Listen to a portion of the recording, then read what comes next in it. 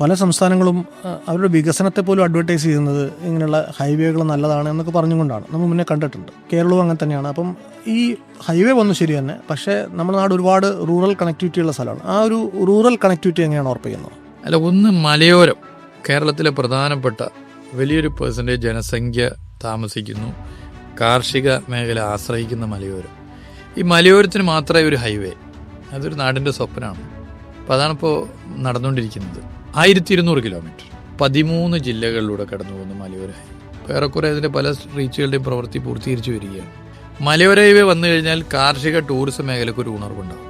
പലയിടത്തും അതിൻ്റെ വർക്ക് നടന്നുകൊണ്ടിരിക്കുകയാണ്. പിന്നെ ഒന്ന് കോസ്റ്റൽ, കേരളത്തിൻ്റെ തീരദേശ മേഖല 600ഓളം കിലോമീറ്റർ, 9 ജില്ലകൾ, 9 ജില്ലകളിലൂടെ കടന്നു പോകുന്ന തീരദേശ ഹൈവേ.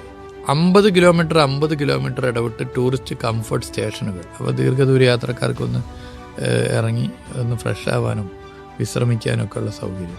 ഇതും കോസ്റ്റൽ ഹൈവേയും ഹിൽ ഹൈവേയും വന്നു കഴിഞ്ഞാൽ കേരളത്തിൻ്റെ ചിത്രം തന്നെ മാറും. അപ്പോൾ അതിൻ്റെ പ്രവൃത്തി നടന്നുകൊണ്ടിരിക്കും. ഇപ്പോൾ ഒരു ഭാഗത്ത് NH66, ഒരു ഭാഗത്ത് ഹിൽ ഹൈവേ, ഒരു ഭാഗത്ത് കോസ്റ്റൽ ഹൈവേ. പിന്നെ state highways, major district roads, ഇതൊക്കെ വ്യാപകമായിട്ട് വരുന്നുണ്ട്.